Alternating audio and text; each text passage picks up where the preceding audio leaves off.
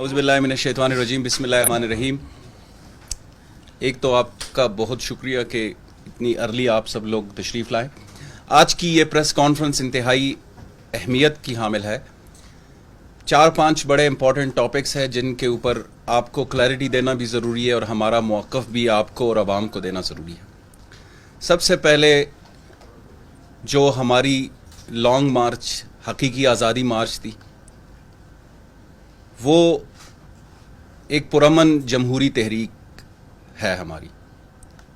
آئینی اور قانونی جدوجہد جاری رکھنا اور عوام کے لیے آواز اٹھانا اور اس سسٹم کے خلاف آواز اٹھانا، یہ ہمارا جمہوری اور آئینی حق ہے۔ اس کے اوپر جس طرح کی ریاستی جبر و تشدد ہوا، جیسے ہمارے کارکنان کے اوپر شیلنگ ہوئی، جیسے جگہ جگہ پہ رکاوٹیں کھڑی کر دی گئی، ریت کے کنٹینرز کھڑے کرا دیے گئے، اور پنجاب پولیس کی جانب سے جس طرح کا تشدد ہوا تحریک انصاف کے کارکنان کے اوپر، وہ آپ سب کو بخوبی علم ہے۔ تحریک انصاف کے کارکنان پرامن رہے۔ ہم نے قائد تحریک عمران خان صاحب کی ہدایات پر منوان عمل کرتے ہوئے ہم پوری طرح پرامن رہے، اور اسلام آباد میں اپنی لانگ مارچ، حقیقی آزادی مارچ کو اختتام اس وجہ سے کیا کہ ریاستی اداروں کے ساتھ ٹکراؤ نہ اس ملک کے فیور میں ہے، نہ ہمارے کارکنان کے فیور میں ہے، اور نہ ہی ریاستی اداروں کے فیور میں تھا۔ ہم ملک میں کسی قسم کی خانہ جنگی اور بدامنی نہیں چاہتے۔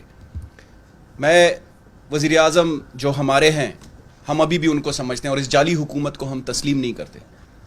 ہم اپنے قائد عمران خان کے دانشمندانہ فیصلے کی قدر کرتے ہیں اور شکریہ ادا کرتے ہیں کہ انہوں نے ملک کو ایک بہت بڑے سانحے سے بچایا، اور انتہائی سخت الفاظ میں مذمت کرتے ہیں۔ یہ تو لانگ مارچ اور حقیقی آزادی مارچ کے حوالے سے بات۔ جیسے ہی حقیقی آزادی مارچ کو ملتوی کر دیا گیا اور 6 دن کا الٹیمیٹم دے دیا گیا، اس کے فوراً بعد آپ نے دیکھا کہ اسمبلی پارلیمنٹ کے اجلاس میں کیا فیصلے ہوئے۔ یہ اس جعلی حکومت کی بوکلاہٹ کو ثابت کرتی ہے کہ وہ عمران خان اور ان کی تحریک اور ان کے کارکنان اور عوام کی طاقت سے کتنے ڈرے ہوئے تھے۔ آپ نے دیکھا کہ پارلیمنٹ کے اجلاس میں الیکٹرانک ووٹنگ مشین کی جو قانونی حیثیت ہے اس کو ختم کر دیا گیا، جس سے الیکشن میں دھاندلی کا راستہ روکا جا سکتا تھا۔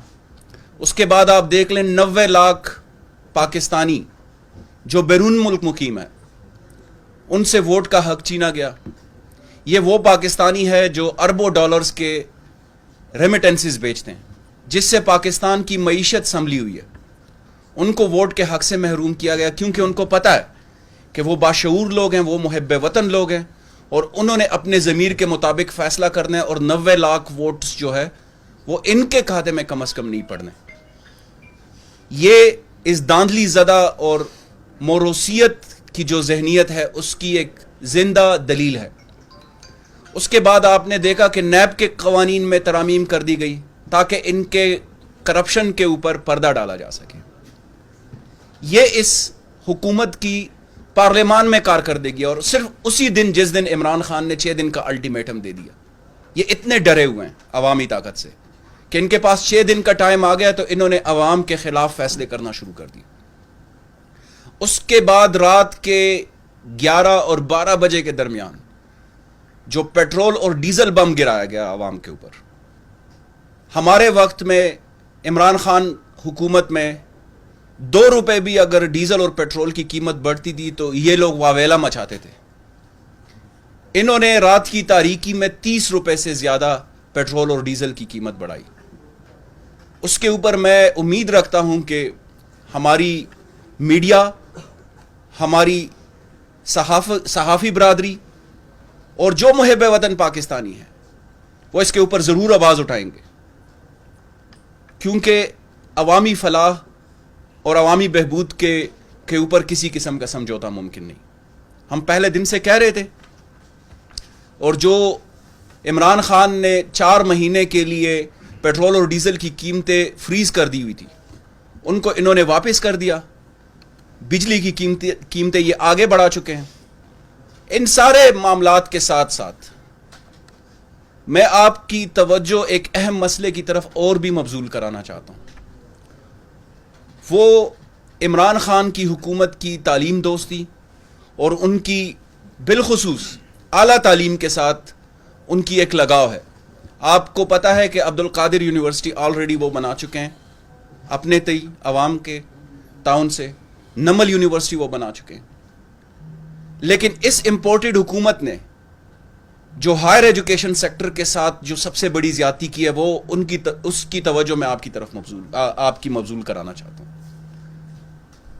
مشکل حالات میں جب 2020 اور 21 اور 21 اور 22 جس میں کورونا جیسی وبا نے پوری دنیا کو لپیٹ میں لیا, اس وقت بھی عمران خان کی حکومت نے ہائر ایجوکیشن سیکٹر کو 65 اور 66 ارب روپے دیے, جو بہت مشکل وقت تھے ہمارے.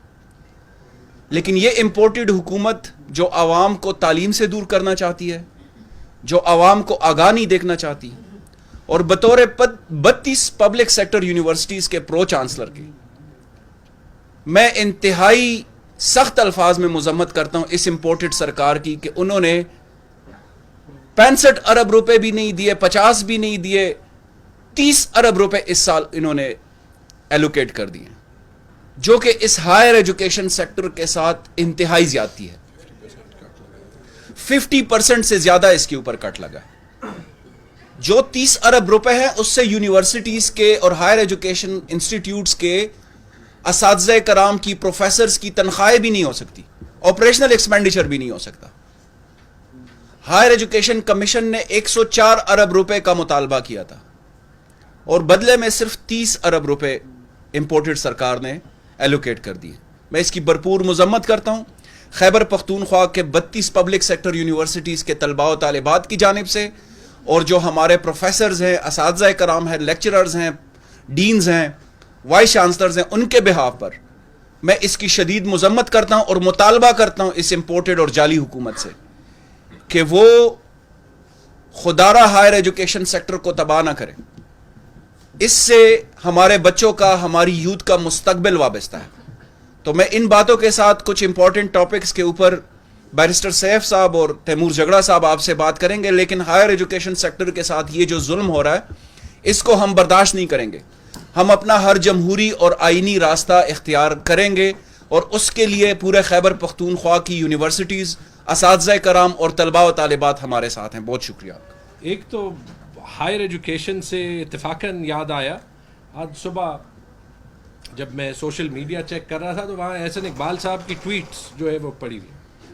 ایک میں وہ سنگل نیشنل کریکولم میں بہادر شاہ ظفر کی تصویر پہ تنقید کر رہے ہیں, اور پھر کوئی مغلیہ دور کے زوال پہ وہ تبصرہ جو ہے وہ مانگ رہے ہیں. میری ریکویسٹ ہے احسن اقبال, یہ مغلیہ دور کا فلسفہ چھوڑ دو اور ذرا اپنا جو پی ایس ڈی پی ہے وہ دیکھو. اگر آپ کو پی ایس ڈی پی کا نہیں پتہ, کسی کو بلاؤ, اسد عمر صاحب کو بلائیں. یہ جو کامران نے بات کی ہے ہائر ایجوکیشن بجٹ کی, پی ایس ڈی پی میں جو ایچ ای سی کا بجٹ ریفلیکٹڈ ہوا ہے اس پہ آپ نے کٹ لگائے, یونیورسٹیز کریش کر جائیں گی پورے پاکستان میں. مجھے نہیں پتہ ناروال میں اس نے یونیورسٹی کوئی بنائی ہوگی, وہ وہاں بھی انلیس اس کے لیے کوئی اس نے اسپیشل ڈسپنسیشن رکھی ہے. ایسے نہیں کرتے. آپ جو ہے وہ ٹیکسٹ بک ماسٹر نہ بنے اور یونیورسٹیز کو ان کا بجٹ جو ہے وہ ریلیز کر دیں, پہلی چیز. دوسری چیز جی, یہ پیٹرول کی جو قیمت دیکھیں, مجھے صرف یہ یاد آ رہا ہے کہ جب ہم 3 سال کہتے تھے کہ دنیا میں مہنگائی ہے, تو مفتاح اسماعیل سے لے کے شاہد خاقان عباسی, مصدق ملک, جتنے بھی ان کے معاشی ایکسپرٹس ہیں, ان کو پتہ نہیں اکنامک کرائسس, ہم جس دن آئیں گے پیٹرول کی قیمت کم کریں گے, کووڈ یاد نہیں, عالمی منڈی میں پرائسز یاد نہیں. یہ جو مفتاح اسماعیل کا سافٹ ویئر ریسیٹ ہوا ہے اور ابھی یہ بڑی اچھی بات کر رہے ہیں, ان کی منافقت کو پلیز دیکھیں. اور ابھی بھی یہ اس پہ سیاست کر رہے ہیں. آج سے 3 دن پہلے کا بیان ہے ان کا قطر جاتے وقت کہ ہم نہیں بڑھائیں گے قیمتیں. آپ نے نوٹ کیا میں قیمتوں کے بڑھانے یا کم ہونے پہ وہ سیاست نہیں کر رہا جو انہوں نے کی, لیکن یہ جو ملک کرائسس میں ہے اسی وجہ سے ہے نا کہ انہوں نے معیشت سے سیاست بنائی جیسے کبھی کسی نے نہیں بنائی تھی. اب میں بھی یہ کہوں کہ یہ اس لیے کر رہے ہیں کہ یہ جو کروڑوں کی ٹیئر گیس انہوں نے پاکستانی قوم کو جو ہے وہ منہ میں ڈالی ہے کہ اب اس کا خرچہ انہوں نے جو ہے وہ پورا کرنا ہے. دیکھیں یہ میں چلے آپ کو میں یہ بتا دیتا ہوں کہ جو ان کی لیک آف ڈیسیژن میکنگ ہے, ٹھیک ہے, یہ جو 30 روپے بڑھایا ہے ان کی لیک آف ڈیسیژن میکنگ کی وجہ سے وہ ڈالر 180 سے 200 پہ گیا, تو 20 روپے تو اس میں صرف ایکسچینج ریٹ فلکچویشن ہے, یہ آخری انکریز نہیں ہے. اور نہ مارکیٹس اس سے اس طریقے سے سٹیبلائز ہوں گے جب صبح آپ کہتے ہیں ہم حکومت کر رہے ہیں, شام کو آپ کہتے ہیں ہم الیکشن میں جانا چاہتے ہیں. آپ کو کلیئر میسیجنگ دینی پڑے گی اور آپ کو ابھی یہ ایکسپلین کرنا پڑے گا کہ آپ جو پہلے کہہ رہے تھے وہ صحیح تھا یا غلط تھا. یہ ضرور مفتاح اسماعیل سے, امپورٹڈ پرائم منسٹر سے اور جتنے بھی ان کے معاشی ایکسپرٹس ہیں ان سے بات کریں. ابھی میں ڈان میں دیکھ رہا ہوں یہ لکھا ہے کہ انہوں نے آئی ایم ایف سے جو ہے وہ یہ مانا ہے کہ بجلی کا ریٹ زیادہ کریں گے. آن ریکارڈ فروری میں مفتاح اسماعیل نے کہا کہ بجلی کے ساتھ ایشو یہ ہے کہ بجلی کا ریٹ زیادہ ہے. The problem with electricity is that it is too expensive, not that it is too cheap. ہاں تو یہ جو سیاست کر کے آپ نے ایک سازش کو کامیاب بنایا, ابھی اس کا پھل آپ کھا رہے ہیں. اور یہ عوام یہ نہیں بھولے گی کہ آپ نے یہ 3 سال کیا کیا باتیں کی تھی. آخری بات جو اوورسیز ووٹنگ پہ دیکھیں, میں 16 سال خود باہر رہا ہوں. میں کامران کی بات پہ صرف یہ ایڈ کروں گا کہ جو میں نے آئین دیکھا ہے اور جو آپ اگر ووٹر لسٹ دیکھیں تو جو بھی اوورسیز پاکستانی ہے ان کے نام ووٹر لسٹ پہ ہے. یہ بیرسٹر سیف صاحب بعد میں آئیم شور اس پہ جو آئینی طور پہ وہ ایڈ کریں گے. تمام اوورسیز پاکستانی کے نام ووٹر لسٹ پہ ہوتے ہیں.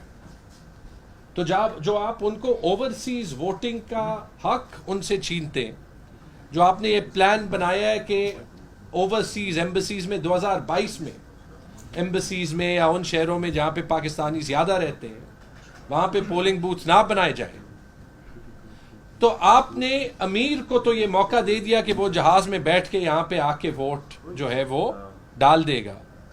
جو وہ غریب ہے جو ساری ریمیٹنسز بھیج رہا ہے, جس کا تعلق اپنے گاؤں سے, اپنے شہر سے, اور اس میں خاص طور پہ وہ سارے پاکستانی جن کا تعلق پختونخوا سے ہے, جو جی سی سی میں رہتے ہیں, جو کوئی باہر کی جو کبھی کوئی سٹیزنشپ وزنشپ نہیں حاصل کرتے, ان سے نہ صرف پی ایم ایل این نے یہ ووٹ کا حق چھینا ہے.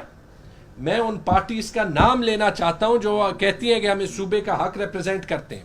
اس پہ مجھے اے این پی کا سٹانس چاہیے کہ یہ جو 4 ملین پختونوں سے ووٹ لیا گیا ہے, اس پہ مجھے جے یو آئی کا سٹانس چاہیے کہ جو 4 ملین پختونوں سے ووٹ لیا گیا ہے, اور اس پہ مجھے پی ایم ایل این اور پیپلز پارٹی کے بھی پختونخوا کے چیپٹرز کا سٹانس چاہیے کہ یہ جو 4 ملین پختون جو جی سی سی میں, دبئی میں, قطر میں, سعودی عربیہ میں رہتے ہیں, اور ساتھ یو کے اور امریکہ میں اور ملیشیا میں, کہ ان سے جو ووٹ کا حق لیا گیا ہے, یہ پلیز ان سے یہ سوال کریں اور ان سے یہ جواب دیں کہ جب یہ نیشنل اسمبلی میں پیش ہوا تو انہوں نے کس طرف ووٹ کیا. بہت بہت شکریہ. میں کل قومی اسمبلی میں ہونے والی ایک جو تقریر امپورٹڈ وزیر اعظم نے کی ہے اس پہ تھوڑی سی قانونی پہلوؤں کو اجاگر کرنا چاہوں گا, اور اس کے ساتھ ساتھ ایک اور بیان کل رات کو آیا تھا اس پر بھی میں بات کروں گا.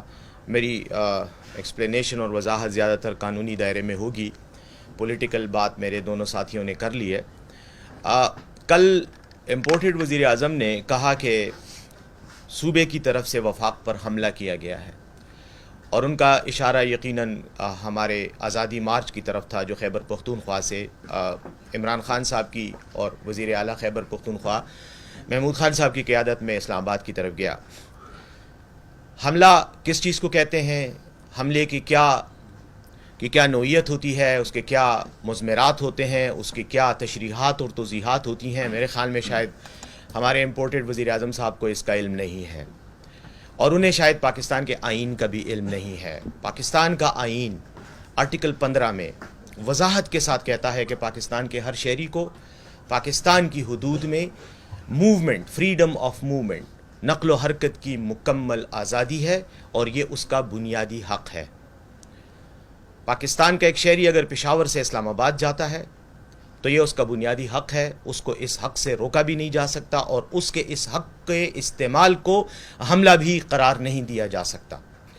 دوسری بات، پاکستان کا آئین آرٹیکل 16 میں یہ کہتا ہے کہ پاکستان کے ہر شہری کو پولیٹیکل اسمبلی کا حق ہے، اجتماع کا حق ہے، سیاسی اجتماع کرنے کا حق ہے، سیاسی ایکٹیویٹی کرنے کا حق ہے۔ سیاسی اجتماع سے سیاسی ایکٹیویٹی کا حق ایکسٹینشن کے طور پہ اس میں شامل ہوتا ہے۔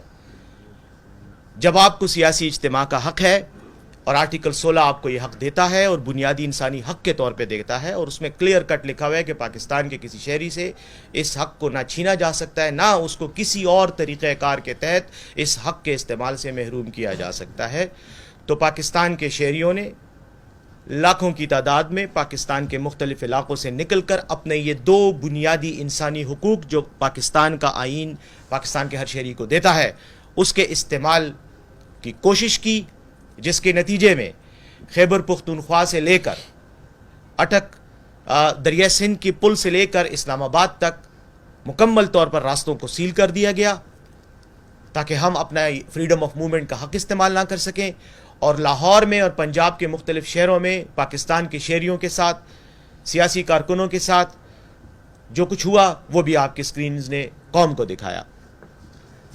دونوں حقوق کی پامالی کی گئی، دونوں انسانی حقوق جو بنیادی انسانی حقوق ہیں، جن کو کسی صورت میں معطل یا کرٹیل نہیں کیا جا سکتا، ان پر ان کے استعمال سے روکا گیا۔ اور اس کے ساتھ ساتھ ایک اور بدترین جرم جو سرزد ہوا، اور اس پر میں آتا ہوں، وہ بین الاقوامی جرم ہے۔ اس کا پاکستان کے آئین سے تو یقیناً تعلق ہے، لیکن وہ ایک بین الاقوامی جرم بھی ہے، وہ ہے ٹارچر،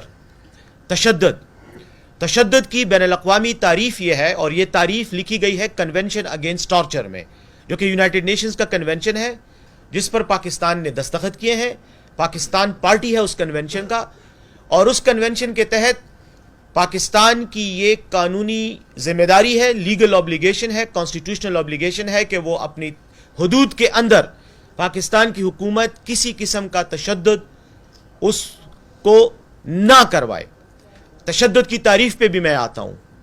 تشدد کی تعریف بین الاقوامی قانون میں، انٹرنیشنل لاء میں یہ ہے کہ جب سرکاری اہلکار حکومتی عہدیداروں کے حکم پر یوز آف فورس کریں جو ایکسیسو ہو، تو یہ تشدد کی تعریف میں ٹارچر میں آتا ہے۔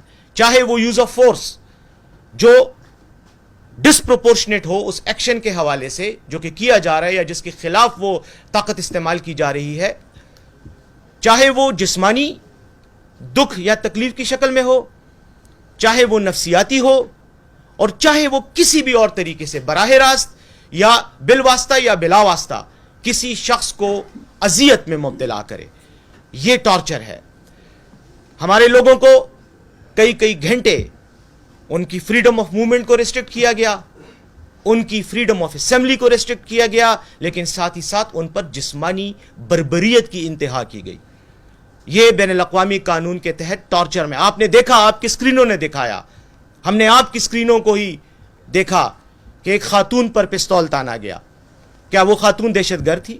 کیا اس کا داعش یا کسی اور تحریک سے، دہشت گرد تحریک سے تعلق تھا؟ نہیں، وہ پاکستان کی ایک عام شہری تھی جو سڑک پر اپنا احتجاج ریکارڈ کروا، اس پر ایک SHO نے پستول تانا۔ آپ نے دیکھا ڈاکٹر یاسمین راشد کے ساتھ کیا ہوا، ان کو زبردستی گاڑی سے کھینچا گیا اور مرد اہلکاروں نے کھینچا۔ میں یہ باتیں اس لیے ریپیٹ کر رہا ہوں کہ بین الاقوامی قانون کے تحت ٹارچر کی ڈیفینیشن میں یہ تمام اقدامات آتے ہیں۔ آپ خود دیکھ لیں، کنونشن اگینسٹ ٹارچر کو پڑھ لیں، اور چونکہ پاکستان نے اس کنونشن کو ریٹیفائی کیا ہے، پاکستان کی حکومت کی ذمہ داری ہے کہ وہ اپنے حدود کے اندر اس کنونشن کو امپوز کرے اور اس کی جو بھی اوبلیگیشنز ہیں ان کو ریسپیکٹ کرے۔ لیکن یہ سب کچھ کیا گیا۔ یہ تو میں نے خواتین کی 2 مثالیں دی، مردوں کے ساتھ کیا کچھ نہیں ہوا۔ ہمارے وفاقی وزراء کے ساتھ کیا ہوا, سابق وفاقی وزیر عمر ایوب صاحب کے ساتھ کیا ہوا, ہمارے حماد اظہر کے ساتھ کیا ہوا, وہ بھی وفاقی وزیر رہے ہیں. ہمارے کئی اور کارکنان کو شہید کیا گیا, 5 لوگ مارے گئے, ان کی جانیں لی گئیں. تو یہ سب کچھ حکومت کے کہنے پر ہوا. یہ کہا کہ کیا کس نے؟ یہ ایک جیلی وزیر اعلیٰ کے حکم پر پنجاب کی حدود میں ہوا, اور ایک کرمنل وزیر داخلہ کے حکم پر وفاق کی حدود میں ہوا. یہ سب کچھ بین الاقوامی قانون کے تحت جرم تھا جو یہ انہوں نے سرزد کیا. اس کے باوجود یہ کہتے ہیں کہ وفاق پر حملہ کیا گیا, پاکستان کے آئین کو توڑا گیا, پاکستان کے عوام پر حملہ کیا گیا, پاکستان کے عوام کو بین الاقوامی قانون کے تحت ان کے حقوق کو پامال کیا گیا, لیکن حملہ ہم نے کیا. یہ آب زمزم سے دھل کر, دودھ اور شہد سے نہا کر وہاں بیٹھے ہوئے ہیں اور بڑے آرام سے الزام لگاتے ہیں. تو اس لیے پہلی بات تو میں اس پر کروں گا, اس کے بعد میں اسی تسلسل میں ایک اور بات پہ آنا چاہوں گا. لیکن اب میں ایک اور بات جو تیمور جھگڑا صاحب نے اور کامران صاحب نے کی, جس میں انہوں نے ای وی ایمز کے ذریعے قانون تبدیل کر کے پاکستان کے لاکھوں شہریوں کو ووٹ کے حق سے محروم کیا. پاکستان کے ہر شہری کا آرٹیکل 16 کے تحت پولیٹیکل اسمبلی کا بھی حق ہے, پولیٹیکل ایسوسیشن قائم کرنے کا بھی حق ہے, اور اسی حق کی extension of this fundamental right inherently includes right to political participation. جمہوری عمل میں حصہ لینا, شرکت کرنا, یہ ہر شہری کا بنیادی انسانی حق ہے, اور یہ اسی آرٹیکل سے ایمینیٹ ہوتا ہے, اسی سے انیشیٹ ہوتا ہے.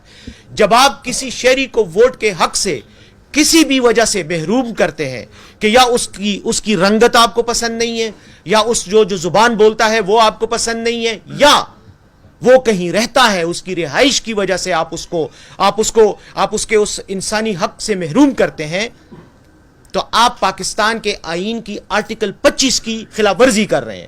آرٹیکل 25 کہتا ہے equal protection before the law and equality before law. یہ دو وہ بنیادی فنڈامنٹل رائٹس ہیں جو آرٹیکل 25 میں ہر شہری کو حاصل ہیں. جو شخص پاکستان کا شہری ہے, اس کے پاس پاکستان کا شناختی کارڈ ہے, وہ بیرون ملک مقیم ہے لیکن پاکستان کے پاسپورٹ پر اس نے سفر کیا ہے, پاکستان کے پاسپورٹ کو استعمال کر کے وہ پاکستان کی حدود میں داخل ہوتا ہے, تمام انسانی حقوق جو ہمارے آئین میں درج ہیں وہ اس شخص کا حق ہیں, اور اس کو اس حق سے کسی غیر ضروری قسم کے بے بنیاد قسم کی دلیل اور جواز کو بنیاد بنا کر محروم کرنا اس کے انسانی حقوق کی خلاف ورزی ہے. اس لیے میں آپ کی وساطت سے نہ صرف اس امپورٹڈ حکومت کو بلکہ سپریم کورٹ کو بھی ایڈریس کرنا چاہتا ہوں کہ آپ کے سامنے اتنی بڑی وائلیشن ہوئی ہے کل, آپ اس پر خاموش نہ رہیں, آپ آرٹیکل 184(3) کے تحت ایکشن لیں, کیونکہ آپ کا آرٹیکل 183(4) یہ کہتا ہے کہ اگر پاکستان میں کسی شخص کے بنیادی انسانی حقوق کی خلاف ورزی ہو رہی ہو اور وہ اتنے بڑے پیمانے پر ہو رہی ہو کہ انصاف کے اصولوں کو پامال کیا جا رہا ہو, تو آپ کے پاس حق ہے, آپ کے پاس اختیار ہے کہ آپ اس پر نوٹس لیں. اور آپ نے پاکستان کی آئینی تاریخ اس بات کی گواہ ہے کہ آپ نے قومی اسمبلی سے پاس شدہ کئی قوانین کو معطل کیا ہے, ان کو مسترد کروایا ہے, صرف اور صرف 2 بنیادوں پر.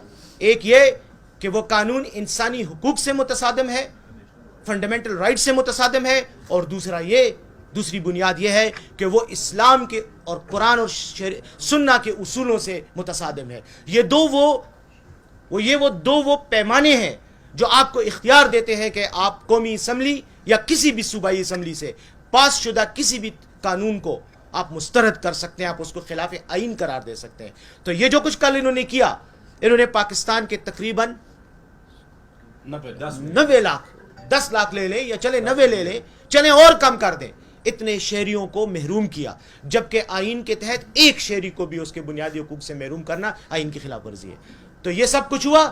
ٹھیک ہے, انہوں نے قومی اسمبلی کا پلیٹ فارم استعمال کیا اس لیے کہ وہاں پر ان کی کوئی مخالفت نہیں تھی, وہاں پر ان کا ایک جیلی مینڈیٹ ہے جو لوٹوں کو خرید کر اور ان کی وفاداریاں تبدیل کر انہوں نے ایک جیلی طریقے سے حاصل کیا ہے. اس جیلی مینڈیٹ کی بنیاد پر انہوں نے کل یہ قانون پاس کیا. اس قانون کی نہ کریڈیبلٹی ہے, نہ آئینی اور لیگل کریڈیبلٹی ہے, نہ اس کی مورل کریڈیبلٹی ہے, کیونکہ پولیٹیکل مورالٹی بھی ایک چیز ہے. نیچرل لا کا اصول ہے کہ کوئی بھی قانون چاہے وہ کتنا بھی بہتر کیوں نہ ہو, اگر وہ بنیادی انسانی اخلاقی اقدار کے منافی ہے تو آپ اس کو کبھی بھی کریڈیبل قانون نہیں کہہ سکتے. تو یہ میری یہ درخواست ہے سپریم کورٹ کے معزز جج صاحب سے, چیف جسٹس صاحب سے, دیگر جج صاحبان سے, کہ وہ اس پر ایکشن لیں اور پاکستان کے لاکھوں شہریوں کو بنیادی انسانی حق کے استعمال سے محروم کرنے والے قانون کو کالا قانون قرار دیتے ہوئے ڈکلیئر کریں کہ یہ انکانسٹیٹیوشنل ہے, انلیگل ہے, وائڈ ایب انیشیو ہے.